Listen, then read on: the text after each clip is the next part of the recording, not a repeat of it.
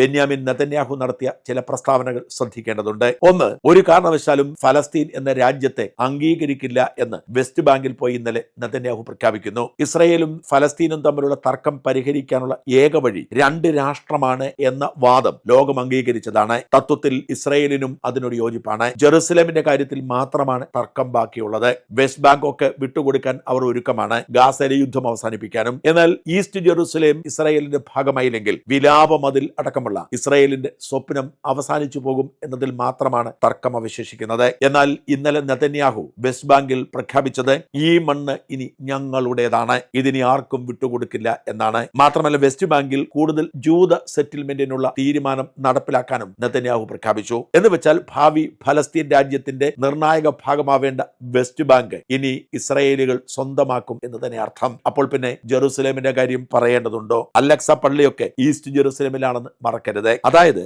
Israel അവരുടെ അധിനിവേശം കൂടുതൽ ഉറപ്പിക്കാൻ വേണ്ടി ഇപ്പോഴത്തെ പ്രതിസന്ധിയെ ഉപയോഗിച്ചിരിക്കുന്നു. ഇതാണ് ഇതിന്റെ അവസ്ഥ. ഒരു കാര്യം മറക്കരുത്, വടക്ക് സിറിയയിൽ രാഷ്ട്രീയ അനിശ്ചിതത്വം ഉണ്ടായപ്പോൾ ഇസ്രായേൽ എന്താണ് ചെയ്തത്? സിറിയയുടെ കയ്യിലിരുന്ന ഗോലൻ കുന്നുകൾ പോലും അവർ പിടിച്ചെടുത്തു.